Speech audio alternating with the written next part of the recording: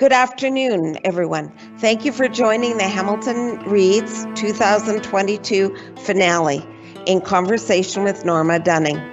We're here to discuss Tainna, The Unseen Ones, a Governor General Award-winning collection of 6 short stories about Inuk characters who rely on their wit and humor and whose experiences traverse the modern world and spiritual realms. Ranging from homelessness to extravagantly wealthy, spiritual to jaded, young to elderly, alive and deceased, Dunning's characters are united by shared feelings of alienation, displacement, and loneliness. In Quill and Choir, Robert J. Wiersma says, and I quote, "The stories in Tainna are connected by the threads of cultural memory, loss, displacement, racism, and a rich sense of humor. Eskimo Heaven, the name of one story, which follows a white preacher on a spiritual journey with a roaming spirit, is especially funny, until it isn't. While reading the stories individually is a significant experience, the true potency of the collection is cumulative. Tainna is less a collection of stories than it is the parts of a world, fragile and broken, but powerful and dazzling all the same." End of quote. Norma and Nancy will talk for 45 minutes, followed by a question and answer period. On the right-hand side of your screen is a chat box. Please use this to submit your questions and comments to our speakers. We encourage you to find Norma's publications at local independent bookstores like Epic Books at their Lock Street and Sherman Avenue locations, King West Books in Westdale, The City in the City on Ottawa Street, and all retailers that support books and literacy. I will take a moment now to acknowledge that the City of Hamilton is situated upon the traditional territories of the Erie, Neutral, Huron-Wendat, Haudenosaunee, and Mississaugas. This land is covered by the Dish with One Spoon Wampum Belt Covenant, which was an agreement between the Haudenosaunee and Anishinaabe to share and care for the resources around the Great Lakes. We further acknowledge that this land is covered by the Between the Lakes Purchase of 1792 between the Crown and the Mississaugas of the Credit First Nation. Today, the City of Hamilton is home to many Indigenous people from across Turtle Island, and we recognize that we must do more to learn about the rich history of this land so that we can better understand our roles as residents, neighbors, partners, and caretakers. Now, let's meet our speakers. Norma Dunning is an Inuk writer, professor, and grandmother. Her book, Tainna, The Unseen Ones, received a Governor General's Literary Award in 2021. Her other publications include Annie Muktuk and Other Stories, and Eskimo Pie, A Poetics of Inuit Identity. Her second collection of poetry, Akia, The Other Side, was recently published, as was her first nonfiction, Kinovi, What's Your Name? The Eskimo Disc System, and a daughter's search for her grandmother. Dunning lives in Edmonton. Thank you for joining us. I'll pass things over to Nancy now. Thank you so much, Kate. So it's so lovely to see you virtually, Norma. Norma and I have been communicating for almost a year, but this is our first in-person conversation. Norma, it's been such a joy to work with you and to promote your book this past year. So to start off, could you give us an introduction to Tainna, your process developing the story, that sort of thing? Tainna, I wrote Tainna while I was completing my PhD thesis. And it was, when you do that kind of scholarly type of work and that type of writing, it's very linear and it's very loaded with certain benchmarks that you have to hit. And I can't do just that kind of writing. For me, it's like I have to have something else going on. And so it was for me to be able to complete both was wonderful. And it was, I need that. Like, I can't just write, kind of linear sort of text. And so, they both finished up in around the same time. But I had time, and that 1 year was a year where I chose not to work. I chose to live in Victoria, where my youngest son lives, for exactly 1 year. And I had given myself that time limit of, you have to have this done in 1 year. So, like, there were, and it was good, because it's in a way very much isolating yourself. And it makes me understand better why writers will have specific places where, there's very little contact with the outside world, and you just sit and write. And so it made me understand that better. In terms of process, I don't think I actually have one. I don't know. If I don't think I could have one. But I think that, there are writers who are much more routine, and they're driven differently than I am. And a part of that for me is, other than that 1 year of I'm not going to work, I always have to work. And to find that kind of time is it's sometimes very difficult. So for you, you gave yourself that 1 year deadline. Is that something that you that's like a useful tool for you, to have sort of a deadline that you're working towards?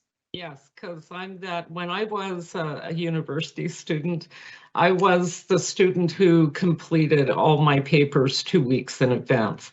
And so for me, it's good for me to have a deadline to work within. And because I'm so concerned about beating the deadline, like not meeting the deadline, I have to beat the deadline. I do want to say, I'd like to thank your library. You guys did such a beautiful video for Tainna. That was just beautiful. And so I feel like you guys really spoiled her. Well, I'm very happy that you were pleased with it. Kate, maybe if you have a moment, you could pop that into the chat in case anyone hasn't had a chance to see it. Well, that makes us so happy to hear, Norma, because we've loved featuring your book. It's been I think like a really special year for us. Yeah, so thank you for working with us on Hamilton Reads. You did amazing work. Thank you. Thank you, Norma. You talked about your academic work, your PhD. Is that related thematically to your no, okay. No, my PhD, no, not at all. My PhD work looked at the funding stream made available to Inuit who are like me, and you're a member of a land claims agreement, so you're an accepted member. I'm an accepted member of Nunavut. But when we are living in the South, what people think of as benefits become very marginal, and it's based on location. So I talked about how what happens to Inuit students who are living in the South, studying in the South, and what happens with the way the funding stream is set up. For myself, I was always very grateful that I had tuition covered, but I did not receive a cost of living, and I did not receive a book allowance.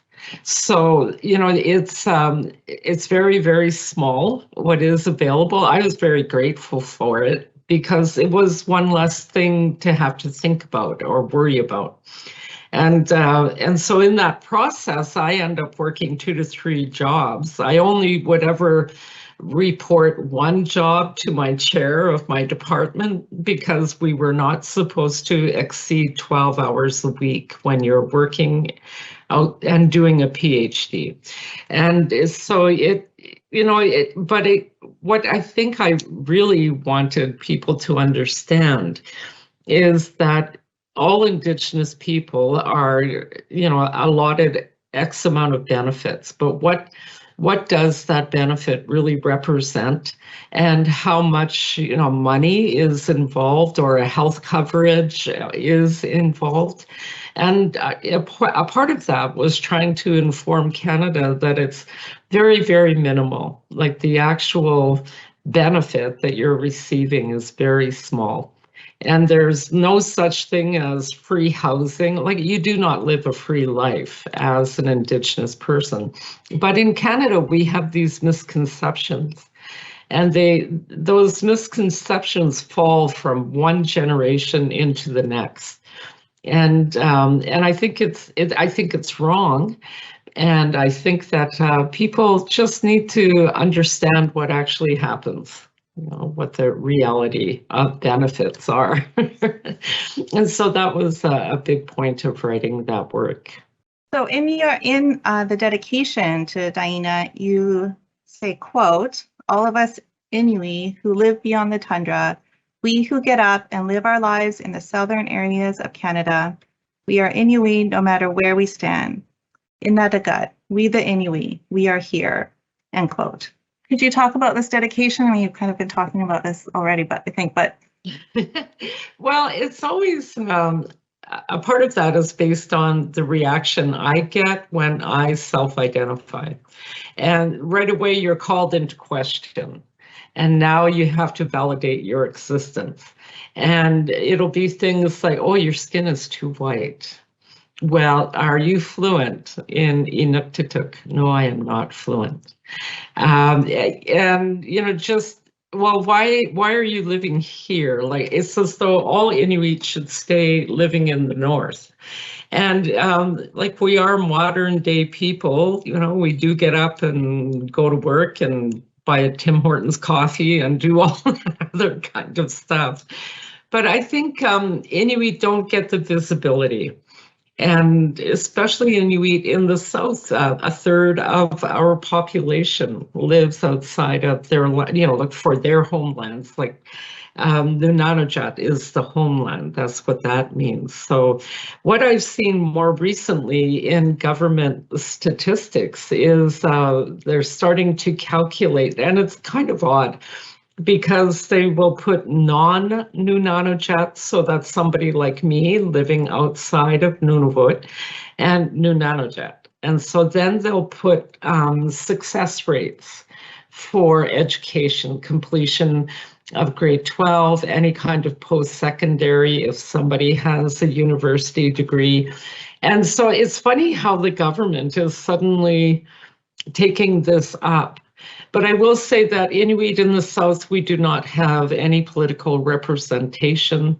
All land claims are designed for Inuit who live in the North.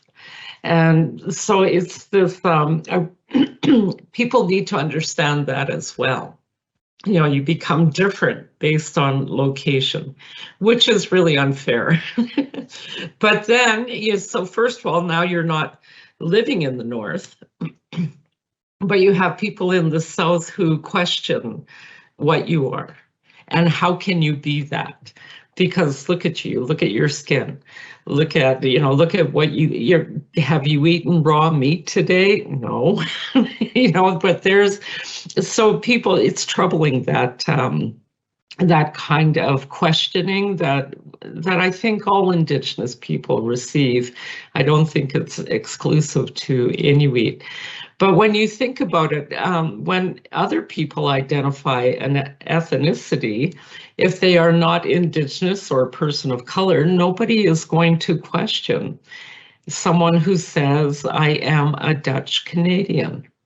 And I love using that example when I teach, because I will say, if somebody said that to me, and then I looked at them and said, but where are your wooden shoes? you are not wearing your wooden shoes. How can you say that you are whatever? So I think what I would like is for Inuit to be recognized as Inuit no matter where we live, no matter what our occupation is, no matter what we do, and to just have that acceptance overall. And you talked about, living in the South and that being like a very modern experience, and Inuit who are living a modern experience. And I think that really is a prominent aspect of your book, right? That like, you're in McDonald's, you're in a condo in Victoria. Like this is absolutely a modern experience with that also is like a fully spirit-based and cultural experience too. It's not really a question there, but could you maybe like talk about that a little bit? I believe that the spirit world is with us, that it isn't something completely separate and tucked away and eventually we get there. I believe that our ancestors are present with us every day. And what we don't do is recognize it. And so for me, when I write it, it's kind of, it's, how do you say it? If I can write it in fiction, people will take it up. They'll take it up. But if, let's say, I wrote an academic paper saying this is, I believe that my ancestors are in my apartment right now, it'll be, well, Dr. Norma Dunning, poof, crazy. so it's putting, a bit of what I believe into a present day reality. And so often I think, especially for Inuit writers, we get stuck either writing something like a memoir or legend.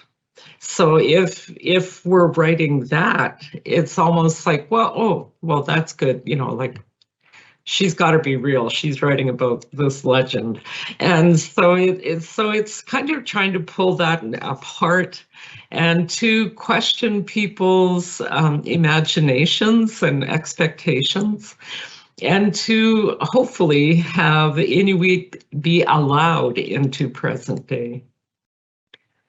So that's how, but it was intentional with Tainna to bring present day modern experience into those stories. That was my goal. Was I'm going to write stories about Inuit who live in the South.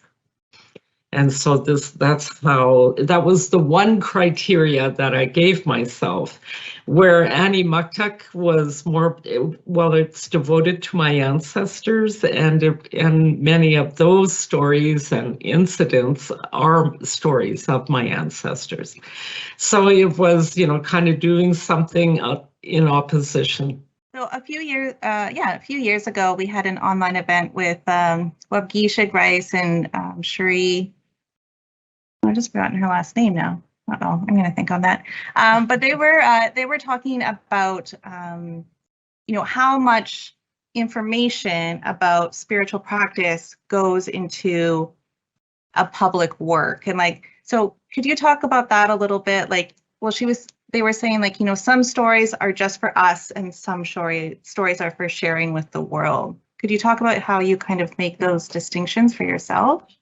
Like, to me, there are stories that will never go into print. I pray they never go into print, and they shouldn't. And so I think of Inuit as still being very oral based, and writing something down is still kind of foreign. But when I write, I always have to think about how much do I keep and how much do I give away. So that always becomes something that I have to balance. And as I'm writing, I have to really, give that thought.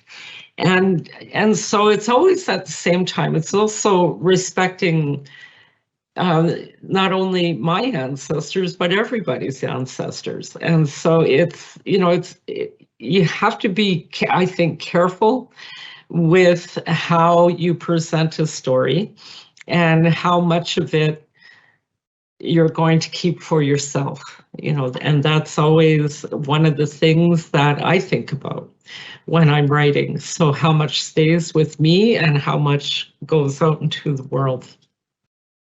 So for me, one of the things that I love about your book are the characters. Even months after first reading Tainna, sort of the image and the qualities of some of your characters sort of pop into my mind. Could you talk a bit about how you develop your characters? How do I develop them? You know, these stories and these characters, they're, when it comes to me, it's like that. It's fast. It's like a blink. And I will see what they look like in my mind's eye, I can see them. And then to me, I'm obligated, I owe them, and I'm obligated to them now to put them onto paper. And I will say, you know, if I want them to leave my apartment, I have to finish writing that story. But for me, at the same time, I love all of them. And sometimes that's hard, you know, to let them go and to think. So how I comfort myself is I'll say, well, I can always bring that guy back. He can always come back at another time in another story. And but there, you know, I have to me, and when I teach creative writing, and when I do, you know, how do you present a character? How do you arrive at writing something that will bring that audience with you? And so that's one of the things that I teach, and I'll also teach how to shorten sentences, like how to make, well, especially swear words. Like if you're going to make use of swearing, you have to make it have an impact. It has to land with a certain amount of force or humor, but it has to, you have to be able to create that and to understand that. And so for me, like I always fall in love with all of them. And sometimes, and truly, I'm sad sometimes when a story ends. And I know with Annie Muktuk, with Elispi, she dies at the, you know, through that story. And I've had way too many people say to me, why did you do that? Why did you kill her? Well, I didn't kill her.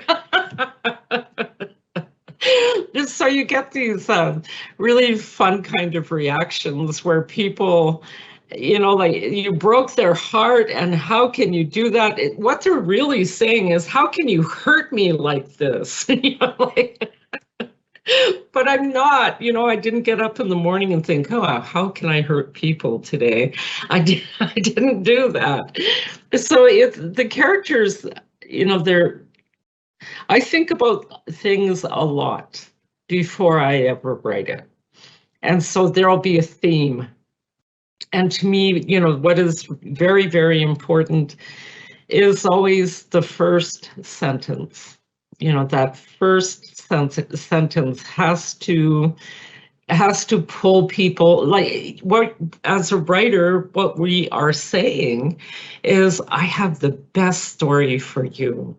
Come with me, come here, I'm going to tell you the best story. And so how do you bring that audience with you? And that, to me, that first sentence is very, you know, has a huge amount of importance. And how, you know, it's writing it and writing it and writing it till, okay, now I've got it. But it's always, you know, writing is work, and it's writing is really just rewriting. So you can write and then you rewrite it, you know, and I think the more time you spend writing, the easier it is for you as a writer to be able to recognize the gaps in what you've written and where to make it better and where to pull things back. I think most writers have that intuitively. As you're writing, do your characters ever do something that you didn't expect them to do? Oh yeah, they do it all the time. Like nobody listens to me. You know, in Eskimo heaven, uh, Arturo, he ends up in a tree and he's looking down at the priest who's running, you know, trying to get away from the spirit. Well, I didn't intentionally, when I never thought, okay, now he's going to sit in a tree. That just comes, like as you're writing, it just comes. And I think, you know, I think one of the things writers do that is wrong to themselves is that they put kind of barriers up. And so it's like, ooh, you know, ooh, I can't do that. Oh, you can do anything you want, you know, and so take off the gloves and have some fun and put it down on paper. See what happens with it. And I always think that my characters will take me to where we're supposed to be. And so that's how I just give them that kind of ability or power. And so they can run across the page and it's wonderful.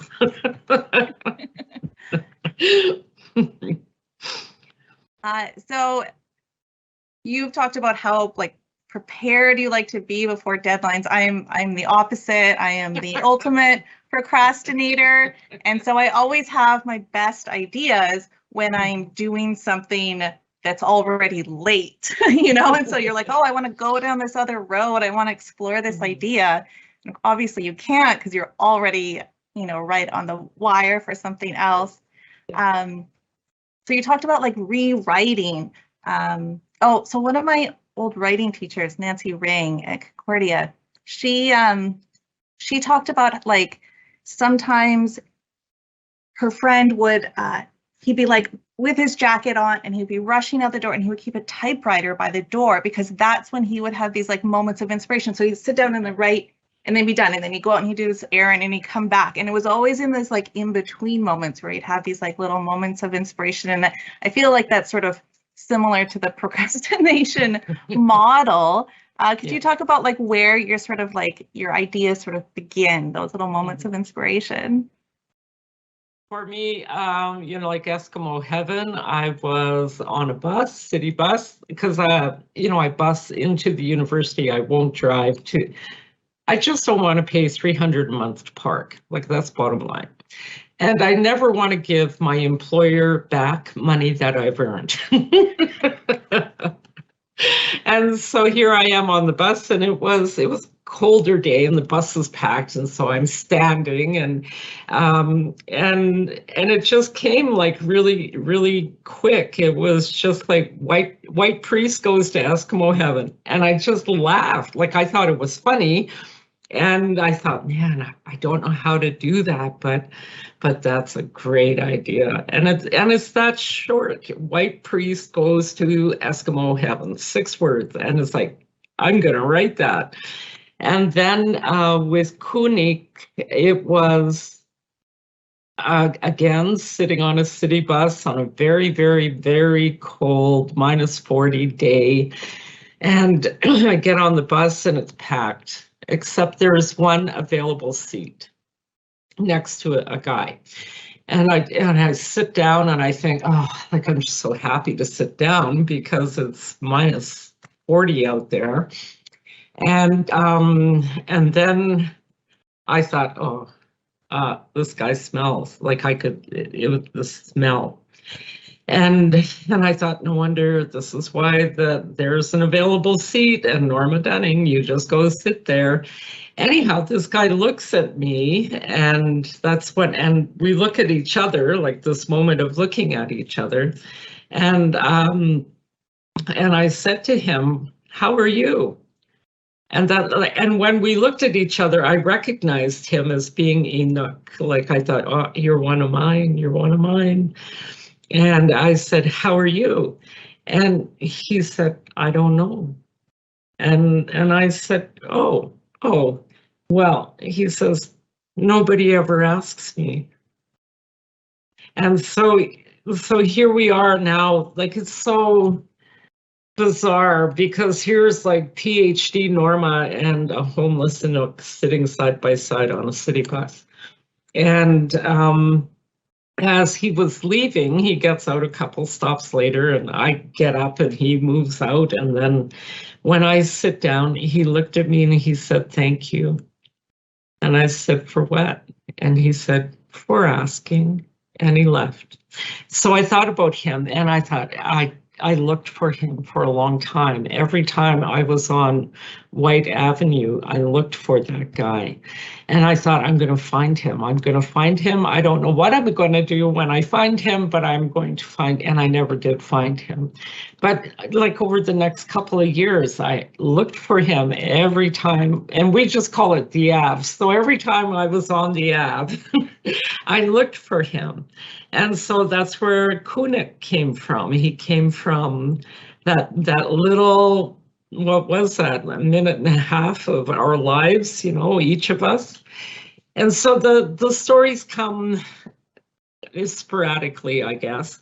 But at the same time, I will think about them for a long time before I start to write them. So I'm not somebody who, first of all, I'm not very disciplined, and I'm not somebody who will write quickly, like, you know, just be able to write it like this. Like, stories take a long time to craft. And I often think, you know, short stories don't get the recognition that they deserve, you know, because you're working in a limited space. And then every sentence has to work. It has to be purposeful all the way through. And so I think that kind of crafting doesn't receive the recognition that it should. So when I get the phone call, "Norma Dunning, you are GG," I can't believe it. I cannot believe it. And for me, it was, I'm older, I'm Indigenous. I'm not the poster girl for any publisher. And so even when I was told you've been shortlisted, I just thought, oh, well, you know, that's beautiful. Like, thank you, Canada, for shortlisting me.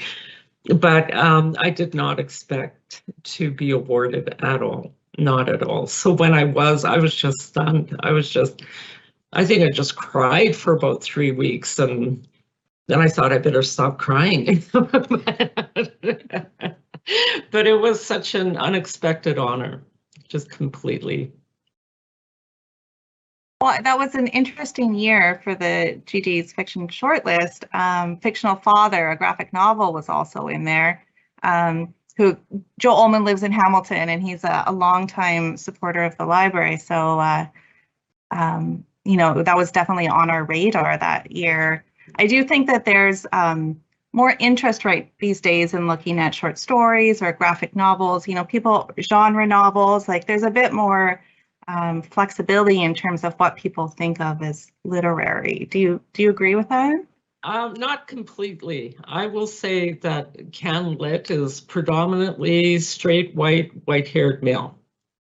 And it very much has stayed in that, you know, that kind of, I don't know what happens, like, but to me there's very little change, and it is only recently where we begin to see writers of color and Indigenous writers being placed into an award and being successful, you know. So it's to me it's all very, very recent, and so to me, and even, you know, when I think about going into Chapters Indigo, and they do not have, you know, like an Indigenous writers area.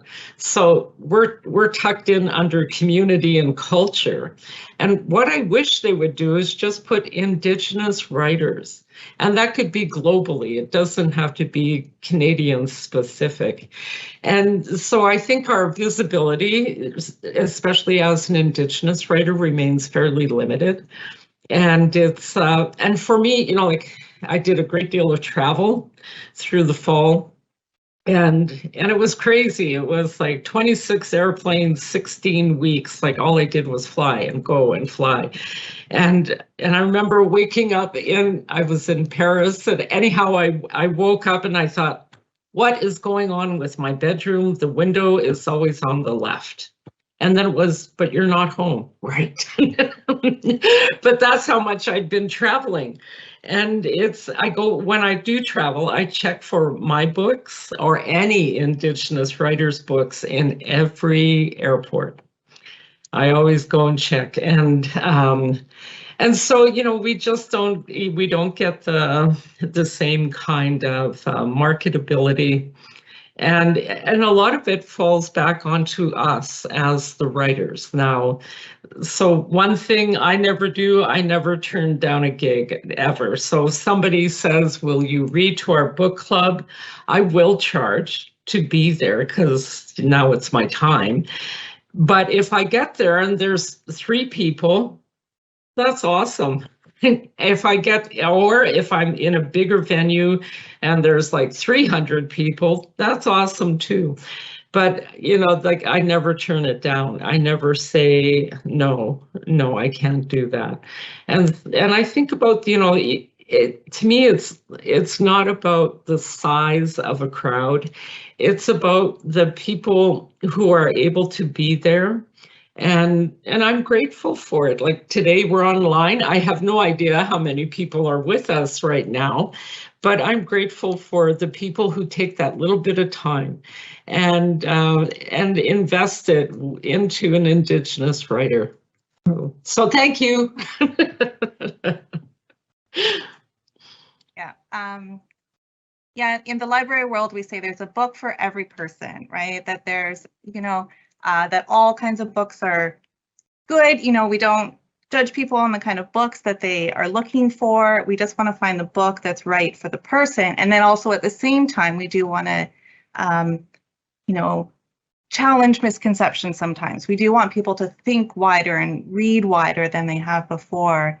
But yeah, I've definitely run book clubs where, you just get a few people coming, but each of those people read the book, right? They spent, 10 plus hours of their life committed to reading this book.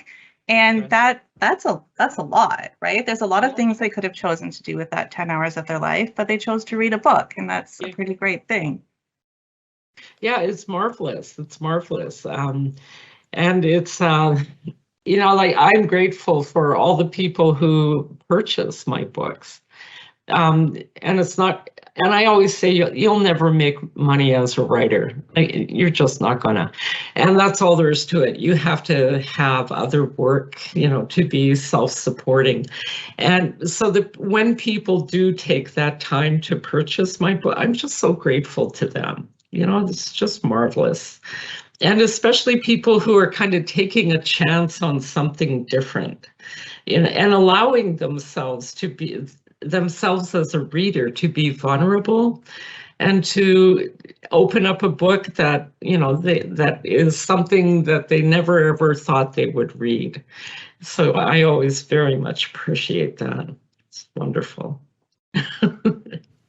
So is there a book that you can think of that's maybe a bit underappreciated or under the radar that you'd like to recommend to our viewers?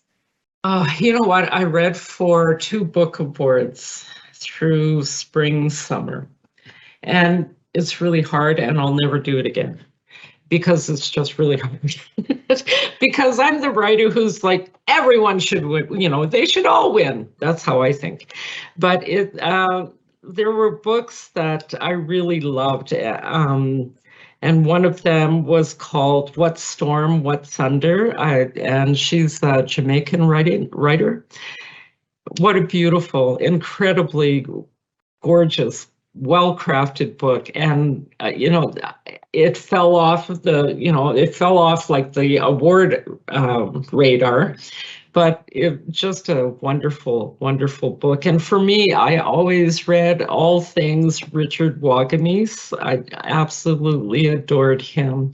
And I wrote a course around his book, One Drum, because it's such an inviting book and it's such a loving book. And so, and so that's one of my dreams, is that I will teach one drum. But I think, there's, I try to think, like, who do I watch for? I don't have anybody in particular, like anybody. One thing I never do, and this is me being a snob, is I never read the top 10 books.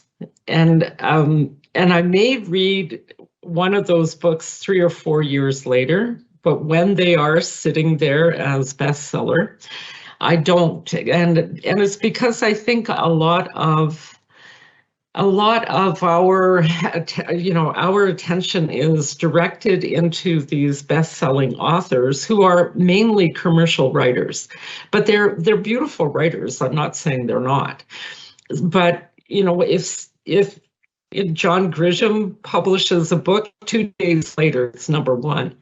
So to me, what happens a lot in the industry are the bigger publishing houses. They really direct what is being considered top 10.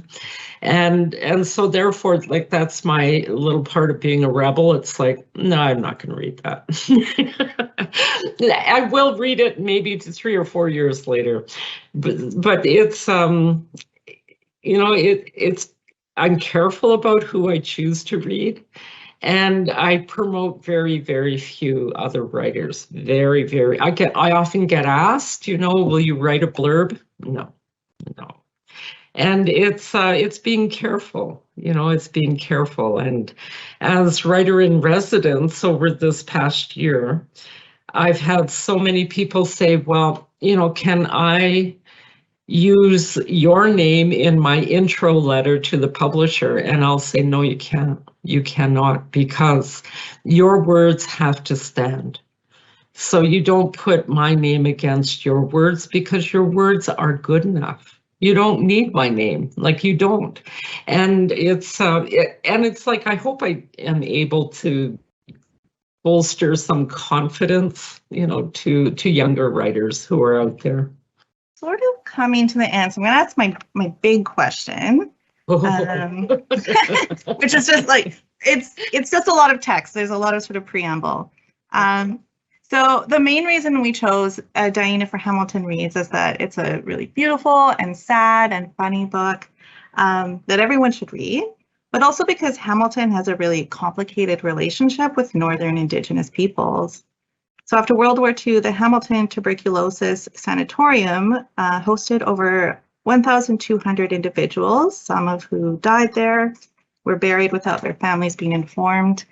The long treatment times, which were sometimes many months, meant families were split up. So Hamilton hosted people from Eastern Indigenous Northern communities, and patients from Western Indigenous Northern communities were sent to a sanatorium in Edmonton. So many Hamiltonians have a small piece of that history in their homes, as patients sometimes carved and sold soapstone sculptures in a shop attached to the sanatorium. So we have some of those in our local history and archives. It's very common for households in Hamilton to have these small sculptures. So this was recently researched and written about by Sean Selway in Nobody Here Will Harm You. So I bring this up partially because there's this Hamilton-Edmonton connection, and also because your recent book, Kinovit, a nonfiction account of the Eskimo disc system, an obscure and obscured piece of Canadian history. So could you tell us about your new book and about your thoughts on bringing these unknown or underreported parts of history to light? Well, like, I've taught at the University of Alberta for 8 years. I've only been Dr. Norma for about 3. But this book, I taught this system in every course that I teach. And I teach basically Indigenous-based courses. So it's Indigenous Canadian history and present-day circumstance. So I taught this. But for myself, this was my Master of Arts thesis. And it was based on myself making application in 2003 to the Nunavut beneficiary enrollment program. And I sent all the paperwork, and I sent all my son's paperwork, and there's like a 2 to 3 month delay, and I'm not hearing back. And so I called and asked, what's going on with my application. And it was a worker at the other end of the phone who said, well, what was I hear her rattling papers, but then she comes back and says, well, what was your disc number? And I said, I never had one. Well, what was your mom's disc number? Well, she never had one. Well, if either one of you had one, this application would be like an easier processing for them at their end. And so I knew about the system. I didn't know a lot about the system. So I started to read disc lists because my grandfather had 3 wives, and I only ever had the name of one of his 3 wives. And, for Inuit, that was common to have more than one wife, and a woman could have more than one husband. And when we think about it, we think about survival. And, Inuit are only 65,000 in Canada, 65,025. So I started to look up disc lists, and it was hard to find information. So when I came into doing my MA, I had designated that as my thesis work and my research. And I had the time. And I had the time to go through old maps and to really be able to spend time with older documents and pulling that information together, because nobody ever sat down and wrote, this is the Eskimo Identification Canada system. This is how it started. And it lasted for over 3 decades.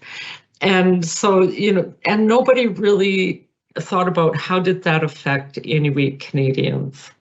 So that was the inspiration for doing it as an MA thesis. But then to take it and personalize it, there were parts of it that I found very hard, and a part of it is getting rid of, well, academically we write like this, but now you're interrupting that writing and you're inserting yourself. And that became where things were harder for me, with this. But also, with this book, I had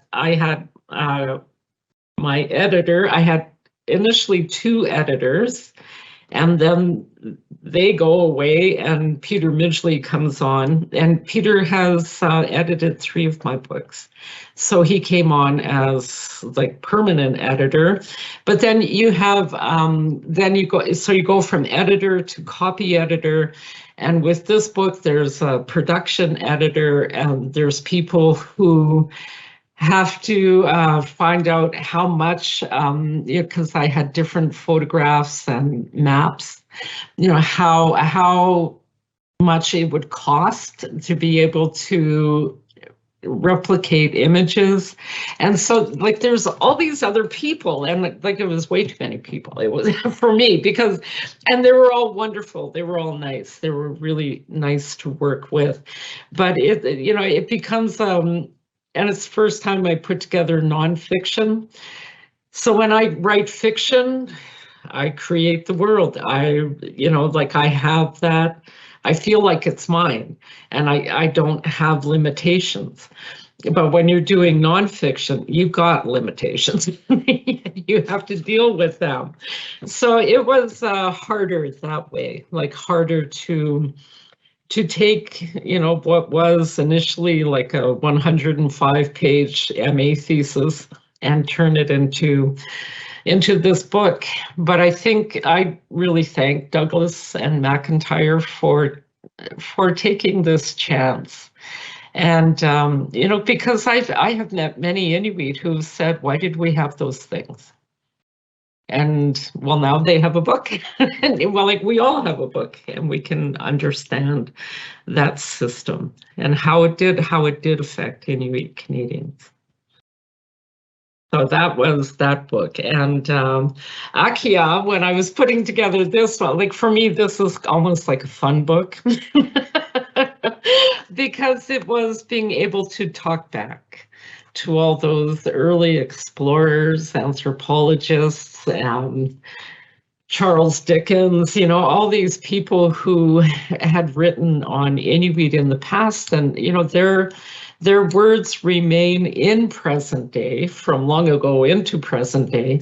And so I took, you know, the different things that I had read and studied and did a talk back. So that's why it's Akia, the other side. So it's the Inuit side of this talking back. And that book came really quickly. It was like boom, boom, boom, boom. But I'd been reading all this stuff for about a decade. And I think, you know, we have knowledge and we have to do something with it. It's, you know, it's not up to us to keep it. You know, it isn't. What do you hope non-Indigenous readers take away from reading your book? Well, I really hope they take away an Inuit understanding. And I don't write the books to be miserable or to get after people or to, you know, start a fight. I don't want to fight. And I hope what people take away is to recognize that, first of all, Inuit live everywhere. And secondly, to just try to understand Inuit a little better. You know, our worldviews are very different, and they should be, you know, they should be. But it's taking that time. I think what I hope my work at the end of it all, I hope it opens up a conversation and people take the time to really hear one another. Like, I don't get up to fight with people. Sometimes when you're reading my book, you must think, gee, she's miserable. But it's, you know, people have to hear us and take that time to, I think, understand one another above all. Yes. Yeah, I mean, that's definitely our goal with Hamilton Reads, right? Like, I always think about, you know, what if a whole city read the same book? Like, think of the kinds of conversations you could have if someone, you know, if that happened. And that's, you know, I don't think everyone in the whole city of Hamilton has read the book, but I hope that, but I hope that we have been encouraging to many people to have read your book and that they've had really wonderful conversations because of it. So thank you so much for joining us today, Norma. Thank you. Thank you. Are you able to talk about a project that you're working on right now, or are you a bit like quiet about those things while they're in process? I usually don't talk about them because they're not finished. but I've decided, you know, now what's left is to write a couple of novels, because I've written a couple of short story collections, a couple of poetic collections. And so that's what I've been working on. And it's the only thing I can really do is dedicate Sunday to writing. Like, that Sunday is don't bug me, don't talk to me, don't look at me. But, you know, I'm that writer who's like, oh, I feel like I'm stuck, so I'm just going to go on to YouTube and see how many bands covered Brown Eyed Girl. And so then I sit there for 3 hours. But it's so it will take time. That's what I'm saying. I need time. So thank you. Well, thank you so much for joining us today, Norma. Thank you. Thank you. It's wonderful.